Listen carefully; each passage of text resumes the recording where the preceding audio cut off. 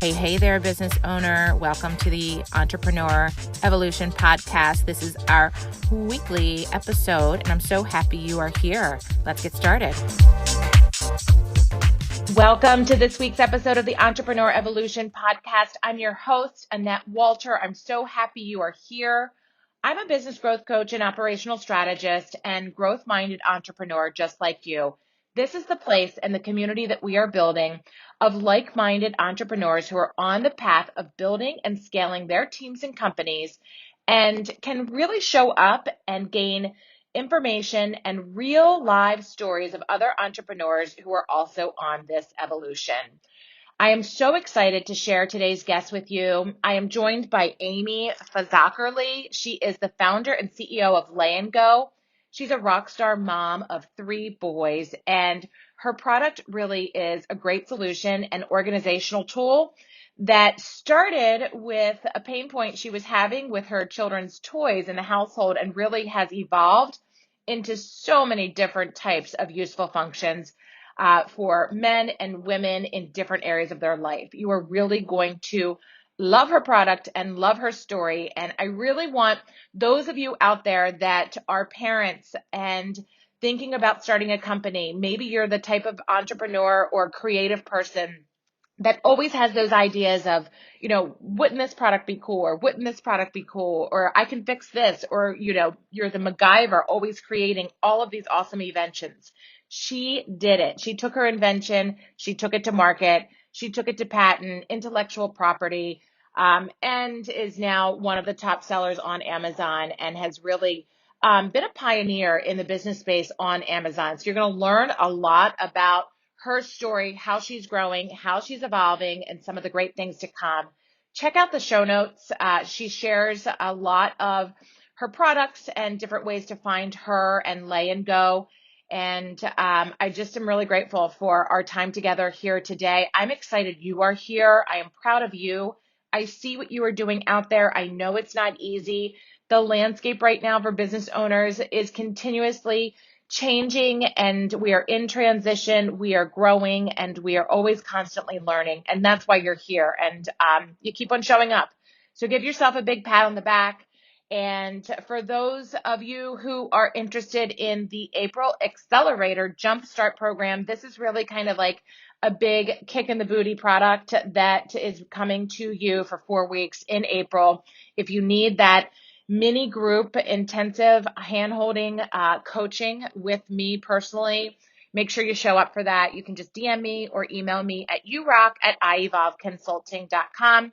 And I'm here for you. I'm here to help you, and I'm proud of you, entrepreneur. Keep evolving and enjoy today's episode with Amy from LaynGo. Welcome, Amy. How are you today? I'm great. It's Friday. I'm great. How are you? Yes, it's Friday. We survived another week, and here we are. I'm really happy we're together today. Thank you for having me. Absolutely. We are joined by Amy Fazackerley today. She is the founder and CEO of LaynGo. Chances are you have really experienced her product and not even known it. She has an amazing product that is so user-friendly and so useful and so paramount in everything that we do in the day-to-day. So I'm really excited for you to share your story, Amy. How are things? Good? Everything's great. Everything's great. And, I'm happy to be able to share my story and tell you what a fun ride it's been for 10 years. Absolutely. So let's rewind. Take us back as far as you want to go. You can even take us back to your college days and what that looked like and kind of where you started and what you had in mind when you were setting out, and bring us up to date. Okay. Well, I think I'll start with, I'll go back to when I had 3 young kids, 3 young boys, and that's really where this whole thing started. I'm sure you've heard the term necessity is the mother of invention, and that's pretty much my story. So 10 years ago, when I started designing and developing the concept of LaynGo for my kids' Lego. So I want you to think cleanup, right? I had 3 young boys and tons of Lego. My husband grew up playing with Lego. And so he had space Lego and all the originals. And the grandparents, would bring more Lego over. And of course, my kids kept wanting more Lego. And I couldn't figure out why that there was just no good solution on the market to contain and corral and clean up these toys with small pieces. Mm-hmm. I just kept, moving them. We had bins, buckets, and baskets. And the way kids want to play is that they dump them out because they can't see all the good pieces and they want to spread them out so they can see everything. So I was using an old sheet, and then I would take the sheet and I'd dump it back into the bin or the basket. And then when my kids wanted to play, they'd dump them back out. But the sheet was fine, except that it wasn't portable. And it was just, I couldn't take it anywhere. I had two solutions that didn't work very well. So I thought, what about taking the sheet concept and making it so that I could cinch it and clean it up, and I wouldn't have to even use the bin or the basket. So that's where the whole thing started. And it just evolved. And we started with the play solution, which looks like the circle behind me, Yes. 60 inches. And we really addressed that need, right? That was the pain point for me. And we quickly discovered that we would go out to dinner because we worked at home, and my husband had his own business and I was starting this business. And so we would spend a lot of time at home. So we said, why don't we miniaturize this concept and make it so that we can take it, the kids can take the Lego to restaurants or on planes, on tray tables on the planes.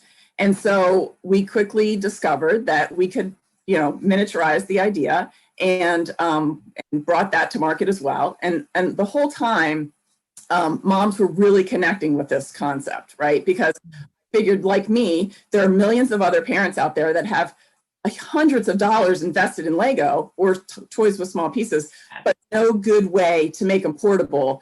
And on top of it, as a mother of three boys, I wanted everything washable. So, it's very hard to wash your Lego and wash them in bins and baskets. It doesn't exist. So fast forward another couple of years, and then we had the 60 inch and we had the 18 inch, which was the portable light.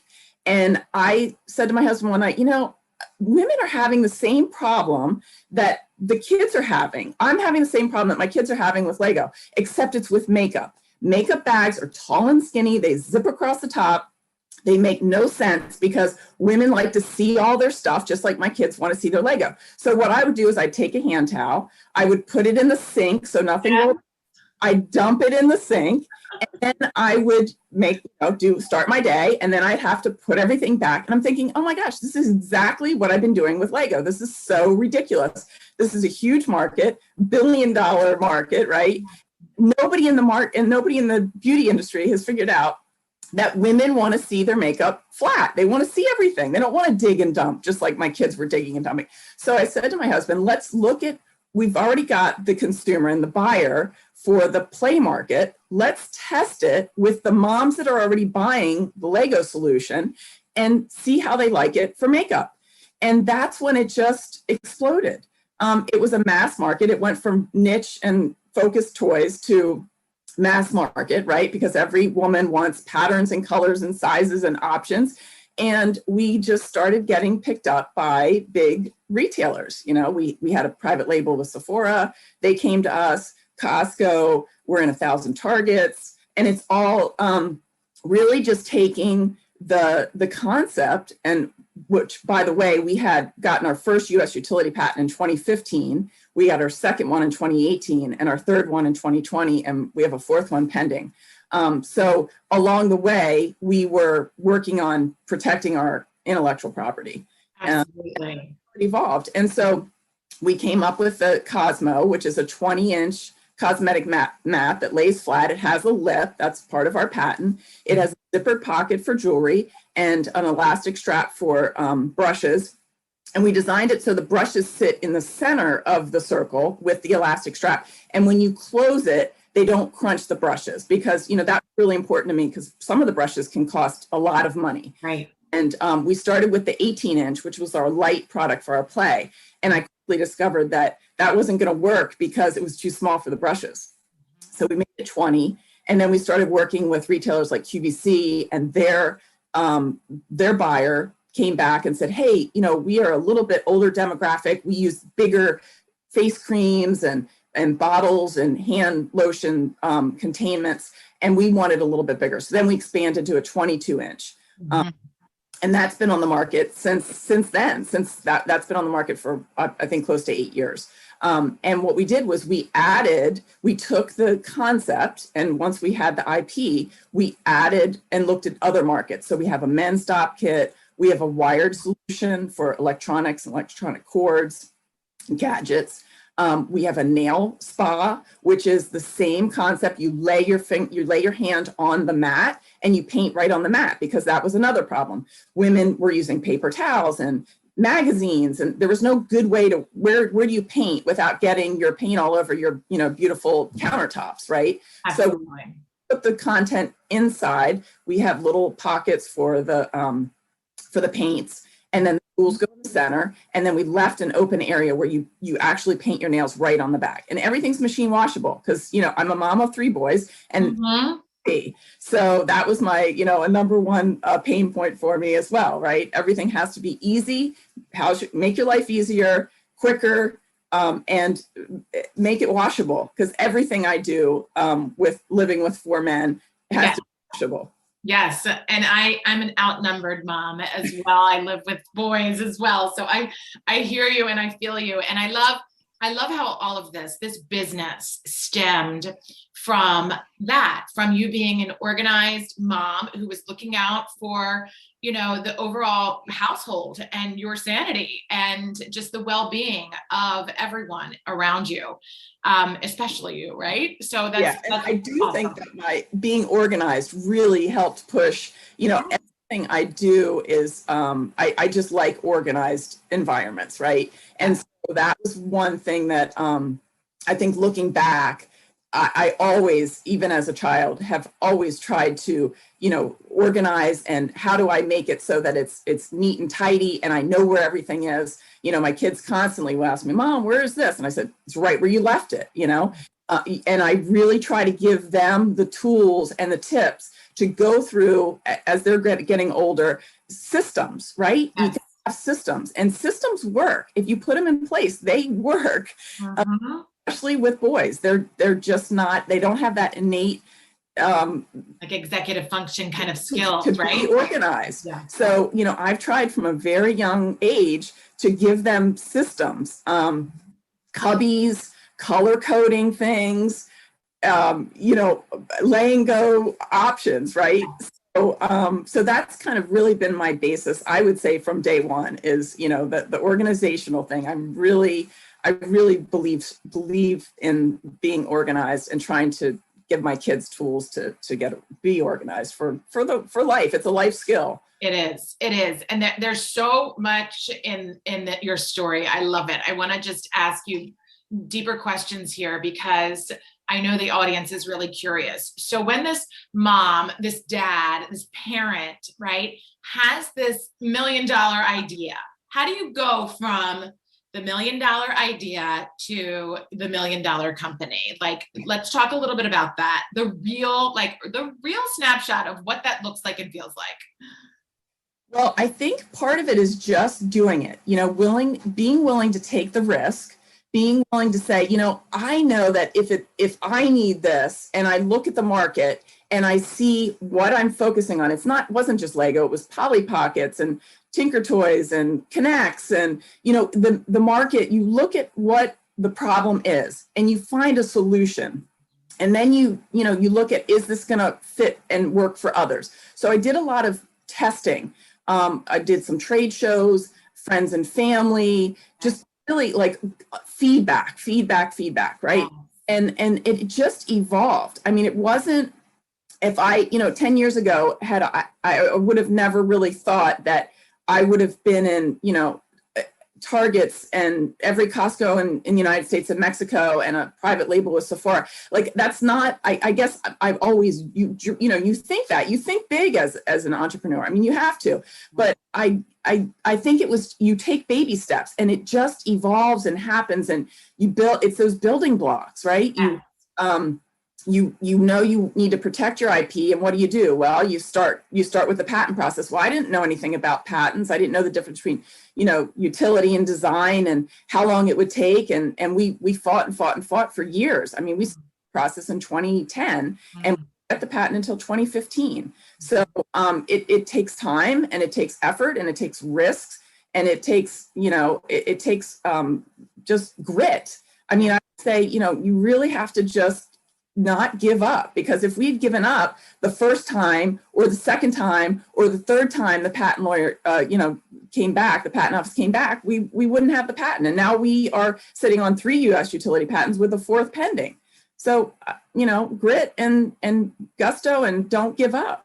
Absolutely. Absolutely. So let's talk about competition in the marketplace, because I know, and you and I have had some deep conversation around this, specifically around the Amazon piece of it. And a lot of entrepreneurs out there are moving their product to Amazon.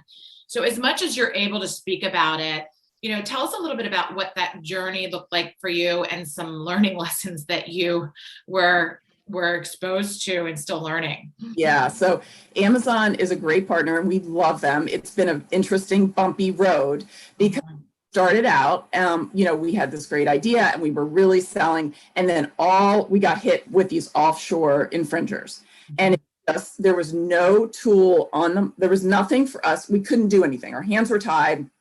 Give us a year here. What date stamp are we looking at right now? This was early on. I would say 2013, 2014. Okay. Going into 2015, when we finally did get our patent. And we've been fighting all along, right? It's just, how do you protect your idea? And then when they're offshore and you can't have access to them, you don't even know who they are. Right. It's really, really difficult. I mean, you're just running around. It's what I call whack-a-mole, because you're hitting them here and you're hitting them here, and then they bounce up here, and they're just moving around. They're moving targets all the time. But as intimately as, your product actual packaging, right? It was like, they were copying everything, our fabric, our design, the packaging. They were using images of me and my children on their packaging. So when you went to Amazon, it looked like it. Why wouldn't it be? It was me and my children. Why would you think anything else? Of course, that's LaynGo.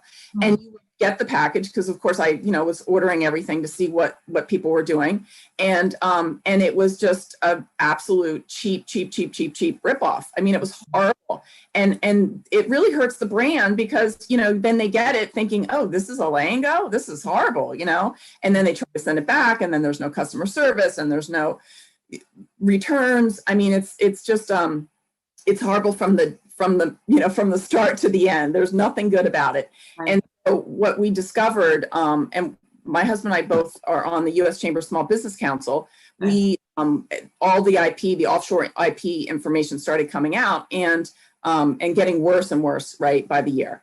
And so we started working with the chamber and said, hey, we really have the country has some IP, U.S. IP issues. They need to be addressed. And, so they connected us with Amazon, and we worked with Amazon, their legal department, and went through what they call the patent neutral evaluation program. And it was amazing. We were a beta for the program. And what happens is you identify infringers and you submit it to Amazon. The infringers have a chance to say, we're not infringing, and here's why. They fold and they go away. They're off. Okay. So you put up a small amount of money, and it's not like, having to go through an injunction where it could be millions of dollars and years and years and years. You put up a very small amount of money.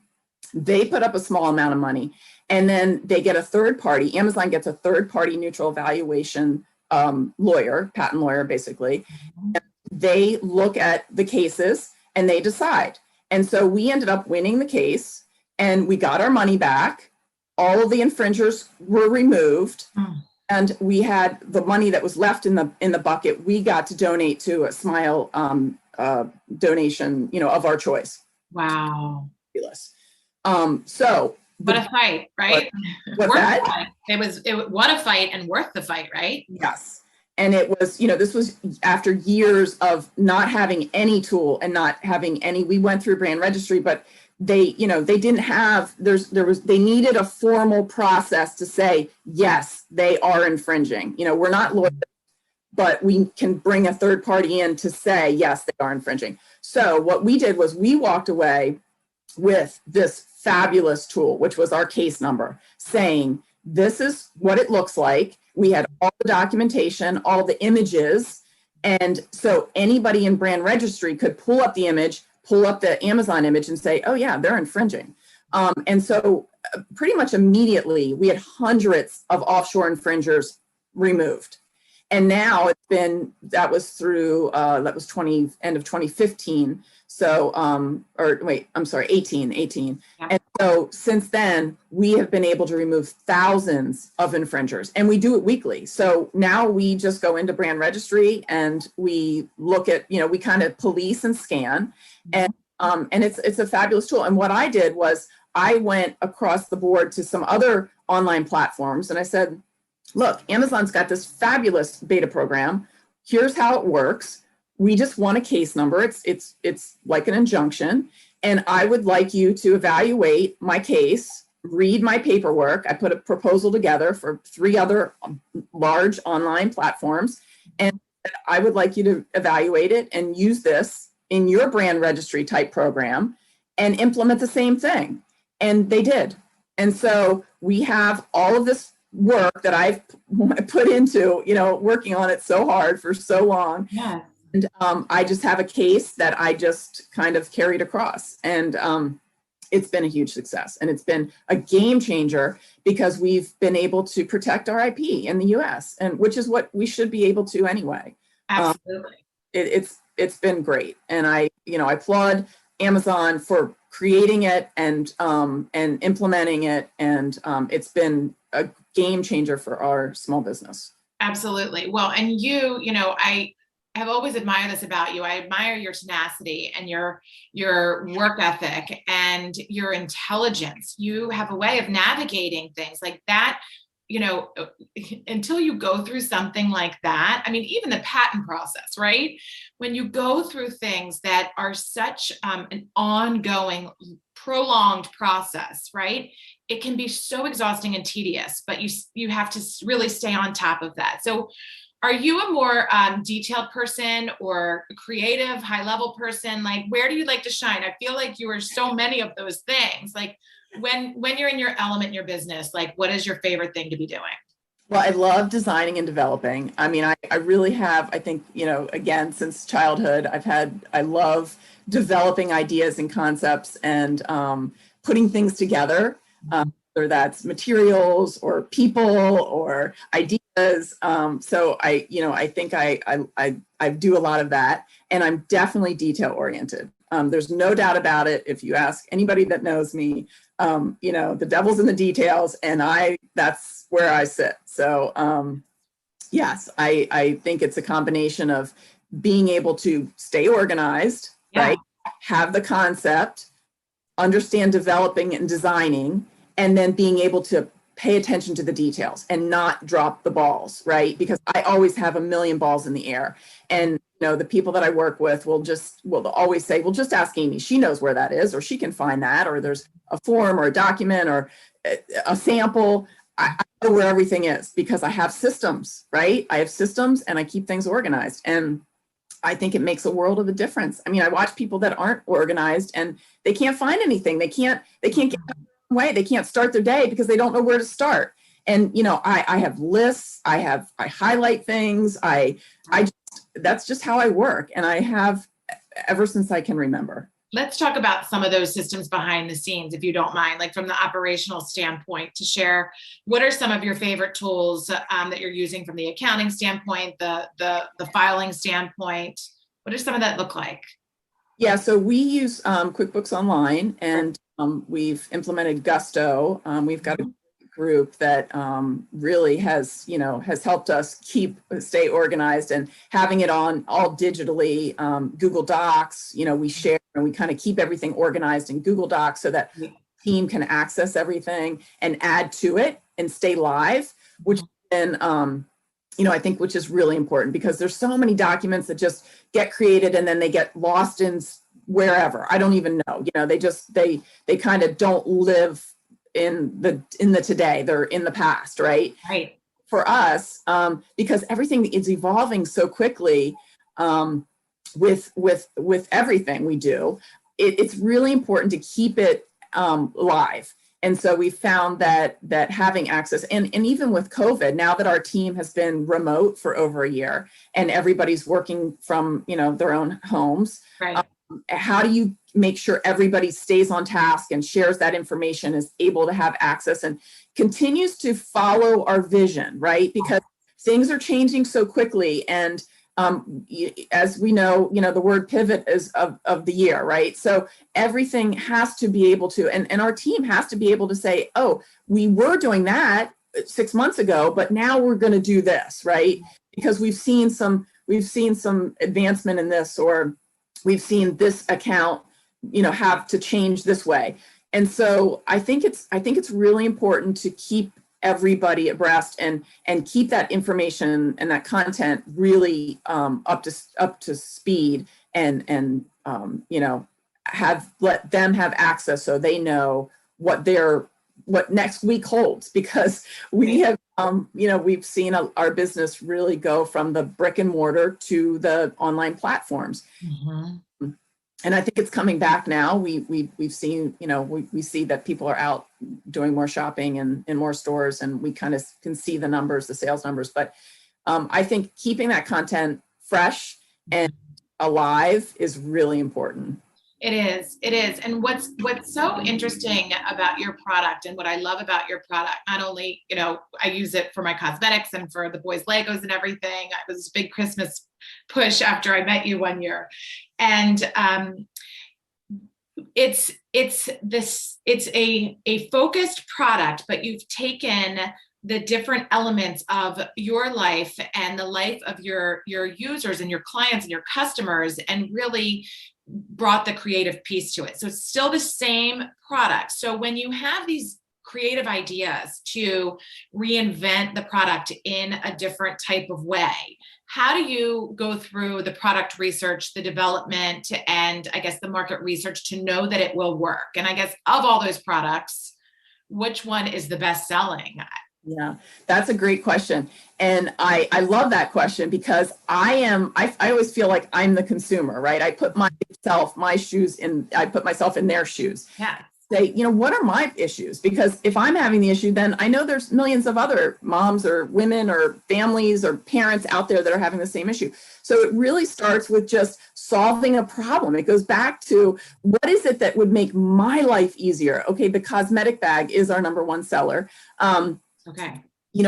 I looked at, the pain point of nail polish, of wired gadgets, right? My husband and my kids they're so into electronics, and they have, the phones and the adapters and the iPads and so where do you put all that stuff? Well, you've got backpacks, or you've got briefcases, but then it's exactly what I described as the cosmetic bag. It's a big black hole and you can't find anything.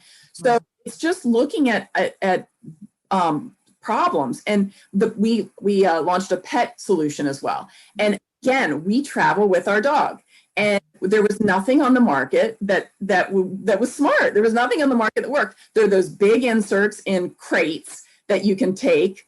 There are big, I think of the LL Bean or Land's End, LL Bean, I guess it is, or Orvis dog beds, right? Right. But you can't really travel with those. I mean, they're 100 pounds and they're massive. So there was no smart travel dog bed on the market. So what I did was said, let's create it for us, right? For us, and how we would use it. And if I'm a consumer and I'm going into PetSmart and I'm going on a trip with my dog and I want a travel bed, what am I going to look for? How price point do I want? What colors would I look for? What makes sense? And that's where we always start. It's always with, we as the consumer, what would solve our problem and make our life easier, and how does it work? And then from there, we get feedback. We do some testing. We create prototypes, lots of prototypes. With this padding, without that padding, with this color and that color, and and this pocket and that zipper, and we just get the prototypes and we start using it, and we start saying, oh, this works great. Oh, this didn't work at all. Take that off the table. And so it's just the, trial and error. And then we start asking others and testing it. The dog bed was a perfect example. We launched it with a small pad on the inside, and it came back. There were some issues with washability. The pad was kind of rolling, and we said, that didn't make any sense. Let's go to version 2. We, kind of scrapped that idea, and we took the padding the whole way across. We took out the foam. That's what it was. It was foam. And we just padded and quilted the whole thing instead of having just a little foam center. And so, it's just kind of like running your business. It just evolves, and you tweak it and you make it better and you get more feedback. But for me, what's really important is that we are always addressing the customer need, right? It's because I am the customer. I am the one going to Target and pick a cosmetic bag or a dog bed or a solution for my LaynGo. And so I always look at, and that's really important. I mean, the more feedback I get, the more I love it, because that means I'm doing something right, or wrong. Absolutely. I can adjust and I can make it better. And so that's really important, is getting that feedback and understanding who understand your consumer. So good. So good. So tell us what the future looks like for LaynGo, and then we'll get to a little bit more about where we can find you and how we can help you. Oh my gosh. Well, I mean, we're just so excited with that, everything's kind of, the world is coming back and we're opening up and we're seeing new opportunities all the time. We're working on another patent idea with a bag that converts in multiple ways, and it's recycled. So we have not been in the recycled market yet, but we're seeing that trend of, plastic is going away, and how do you address, bringing your groceries and shopping. And so we've worked on and created a really cool solution that is we're working on the patent right now. And so that should launch probably next year. We're also bringing out 4 new, really fun patterns for our 20-inch cosmetic bag, which we ordered, and they're being made right now. We've got a stripe and a polka dot and a camouflage and a really cool trendy green that's right on kind of trend for the year. My husband is working with the military. So we are actually looking at some really interesting military applications. And that hopefully will pan out. And not only will we have a consumer line, but we're going to have a government and a military line as well. That's amazing. That's amazing. And, like you said, in the beginning of this interview, you said, we just started out and started taking the steps. We didn't start out thinking, of course you have the big dreams of like, yes, we'll be in Target, we'll be here. And then now look at this. You never know until you really take the action. It's like the answers are in the action. That's it. And I think you just can't be afraid to take a chance and take a risk and try it. Right. I mean, and don't worry about failing. Like, that's the other thing. I mean, I can't tell you how many times we've just gone, oh my gosh, that just didn't work. Mm-hmm. Let's just pick up and let's try it again. It's okay. And I think that makes you stronger. It makes your product stronger. It makes your brand stronger. It makes your trust stronger. So I don't think failing is a bad thing. I always see it as an opportunity. So absolutely. Failure is feedback, right? Yeah, absolutely. So what makes you tick in the morning? Like, what's your personal mantra? What's your go-to when you need to lift yourself up? What's your self-talk like sometimes? I always just say, for me, it's grit, grace, and gratitude. Like, I feel so lucky to have had this experience, and with my family, and just to be able to solve simple problems, right? To be able to have an idea and take it from concept to creation. I mean, it's an amazing world. There's so many opportunities, and I think if you can just look at solving a problem, I tell my kids every day, because they're very into that entrepreneurial world, right? And they say, hey, Mom, I came up with this idea. And I say, great, come up with 100 more. Just keep thinking, right? and write them down, because one day something's going to stick, and you're going to have this, and they have great ideas and fun ideas. And it's so, it's just fun to reflect and watch them have the same enthusiasm for being able to think of how to make life easier or something better. And I said, it doesn't need to even be totally new. It just can be tweaking, taking something and just making a better mousetrap. So that's been really fun. But I would say my mantra is just, grit. I mean, you have to have a lot of grit to be able to do this, and doing it with grace. And then, of course, being, having that gratitude and being just so grateful for what my life has, my life has turned into, and this whole concept. And it's been a lot of fun. It's amazing. It's amazing. And when you can do that with your boys and with your family and with your husband, it's just so amazing. And I know that sparkle of what you're talking about with the boys when they have that idea, and your dinner conversations are all around like building things and business and this. It's just so cool to see them learn and absorb it all and then take it into their creative minds. It's really fun. I love it, because we have to help the next generation. And I think that's really, even like the patent work that I've done and the intellectual property, the patent neutral valuation, and going through that process, it's really to help the next generation, right? And if we look at our world and see these online platforms and how people are selling and how people are innovating, how do you help protect that next generation? And so, I look at my kids and I say, how can I help? We came up with this great idea, but I'm going to be gone one day, and how can I make it so that it's easier for your generation to innovate? Because I don't want them to look back and go, oh my gosh, my parents had the hardest time. We had these offshore, ripoffs, and they had this great concept, but they couldn't do it. They couldn't protect it. And that, I'm not doing that. I'm not going to go through that. I mean, that's the last thing I want. I want to help the generation, the next generation, feel like, we're giving them the tools to be successful. Right. The tools and the confidence. Yeah. Absolutely. Okay. So where can we learn more about LaynGo?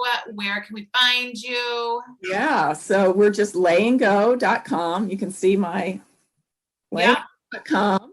And we're in Target, at Amazon. And we would love to get any feedback, any information that you all would have to share back with me, any ideas, anything you'd like to see, any trends, any patterns, any other concepts that we can implement, this solution. I would love to hear from you. So I'm just Amy at LaynGo.com, and we are www.LaynGo.com. We just launched a new website. Looks fabulous. So if you want to go check out our products, that's where you find us. Awesome. Awesome. And we'll be sure to drop all of that in the show notes. Amy, I absolutely adore you. I love all the conversations that we have, and you're always such an inspiration. So thank you so much for being here today and sharing your story with the audience. It was amazing. Thank you so much for having me. It's so great to know you and be your friend. And thank you so much for helping me tell my story. Absolutely. Thank you so much, Amy. We'll talk to you soon. Thank you. Wow, what an episode. Did you learn something new? I hope so. I am so happy you were able to be here with us today. I'd love to hear from you. Leave me a review and I will be sure to read it and respond to you. Also, if you'd like to email me, my email address is yourock@iEvolveConsulting.com. Hit subscribe, and every Tuesday you'll get notification when the next episode drops. We really have some amazing interviews and tips in the future. Anything you need, I'm here for you. I want you to keep your momentum. I want to help you stay accountable. I want you to stay inspired. I want you to evolve. So please let me know what you need, and I'd love to hear from you. Take care until next time.